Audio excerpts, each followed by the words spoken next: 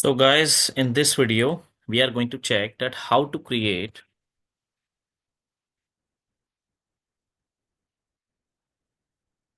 a web project in Java. Okay. So what are the steps to create a web project? So first of all, we are going to use the IDE, that is Eclipse. Along with that, the database we are using MySQL, and the server which we are using, that is Apache Tomcat. Any version which is 9.0 plus. Okay, because that version is depend upon the Java project which you are using. So what are the steps how to create a web project? So guys, I'm directly jumping to the coding section. So this is my Eclipse. There you can see that I have the option in this menu. I'm just going to the file, new, and either I need to go to other. There I need to type the web. So I'll got all the available options for the dynamic web project. Okay, static web project, we can create web services. So we are going to create a dynamic web project. Another way, on right hand side, you can see there is a perspective. So you can open that perspective. In that perspective, we can find that we have Java EE default. So either you can click on that option, that will directly provide you a web project section. So now if I'll go to file, new, so I'll get this dynamic web project. I'm just going to create a dynamic web project. So that project is, I'm just going to name it as web project. All right. Now, runtime is not defined. Runtime is ideally the server, which we can define later. And this is the thing which I was talking about, the web module version. If you are using 3.1, so Tomcat 8.5 is supported. For 2.5, like that, the lesser version can go with the older Tomcat version. But by default, it is providing me 4. Might be in your Eclipse, you can go with 5. I'm just going with the 4, which is showing by default. And let me click on finish. Directly, I'm clicking on this finish option. Now that project is created on left side. So this is the project structure. You can see there I'll have the source option. In that source, I'll have main and web app. So all the web file will created in this location and the Java file will created in this location. So first of all, I'm going to create a basic file that is index.html. Now right click, new, and then HTML file. So first file should be index. I'm just going to name it as index.html. This is the structure ideally. What we'll have, first file should be the index file. Okay, index file. Because the server has the inbuilt capability to fetch index.index file as the first file name. You can name it as index default. These are the file names. Suggestible is index. Now, this is the HTML section. There, what you can define, like, see, first of all, let me set up the server. So I'm just going to print h1 hi from HTML with Eclipse. Now, this is the basic page. Okay.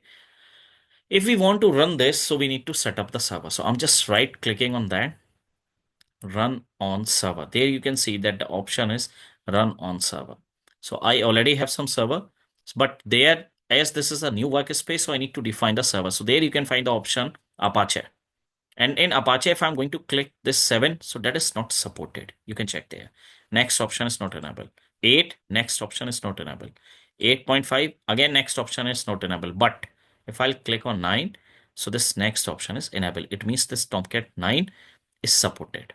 Now let me click on next. I don't have that server. See, ideally I have that server in my system, but you can simply click on download and install. Now it is asking the license. So yes, you can click on the finish tab and it is asking some location. So I'm just going to put it in document. So there it is providing me this. And now you can see it started downloading. On the right hand side in the bottom, my Eclipse downloading is done. You get this finish option is enabled. So I have this finish option, which is enabled now. Now let me click on finish. It is starting the Tomcat. So that will take some time. Meanwhile, let me pause the recording. So now server is set up. Now let me run this code, the same process. Let me right click, run on server, run as Java application, and then run on server. So I got the server, which is a stop. So let me select this server and see, you can click on this checkbox. Always use this server when running the project. So now let me click on the finish tab and we can wait for that server.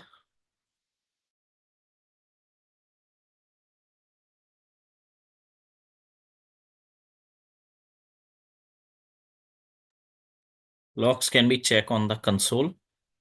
So we don't have console right now. I'll just click on the window, show view, console. So this is the console we can check.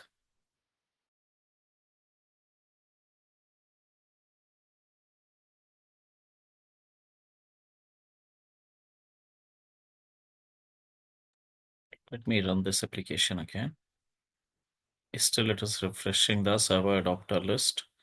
Okay, server is not started. Let me start this, finish.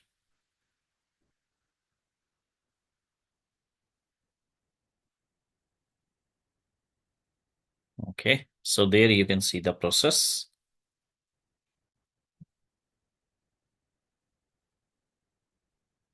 Server is started now. Now, see, we have that server. If you are going to double click, yes, expected. So ideally what it is doing, there you can see the port is already occupied because that port is somewhere running in my system. So what we can do, first of all, we need to perform following changes. So the changes are, I'll just go to the Windows option. In Windows, you can check the web browser and let me click on the internal web browser. So the application will deploy in this Eclipse itself. So you can paste it anywhere. You can redirect it to your Chrome. You can redirect it to Edge anywhere, whatever the installed browser, it can be fetched automatically. Now let me run it again. Okay, so there you can see this is the page. Now, let me copy this and I can paste it anywhere. For example, I'm just going to paste it there. Now I can see this output. So there are a couple of points to be noted that the local host URL is 8080. So 8080 is my port number. Okay, after that you can check the project name. Let me paste it on the there. Yes. So this is my project name and index.html is the first file. So it means if I'm going to remove it, let me copy this complete URL. Let me paste it on Eclipse again. I'll just paste it there. There you can see I'm just getting hi from HTML with Eclipse, right? So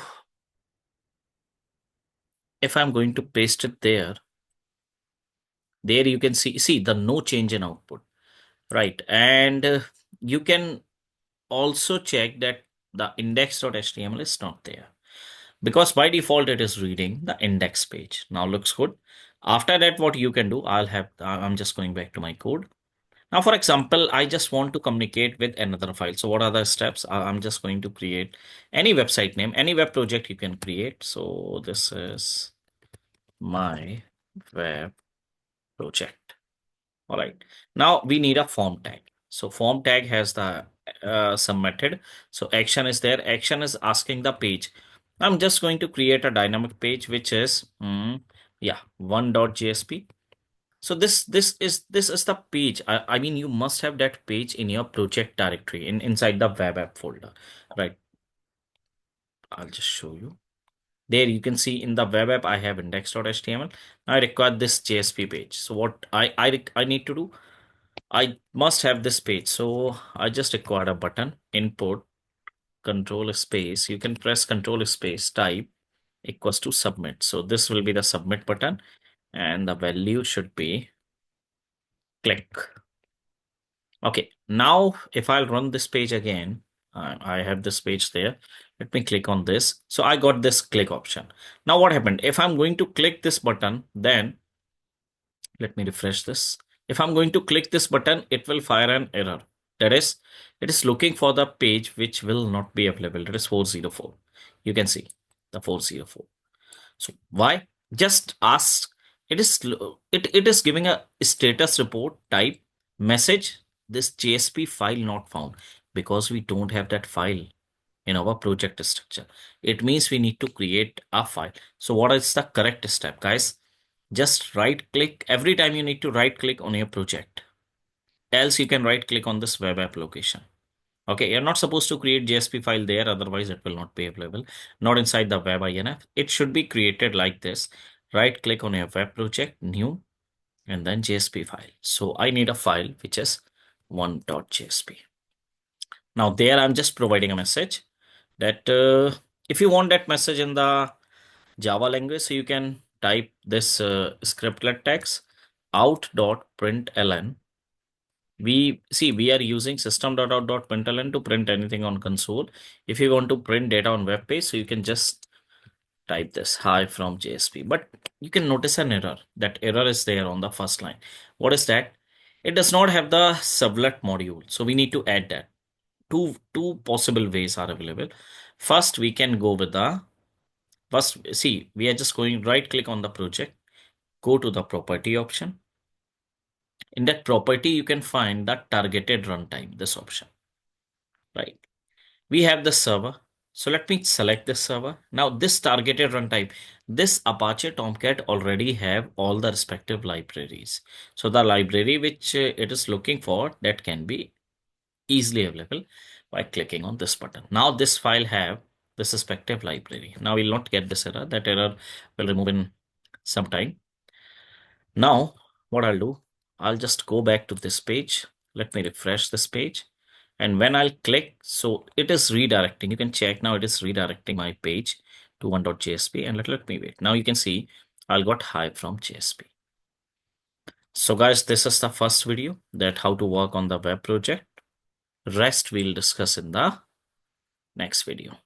All right, guys. Thank you.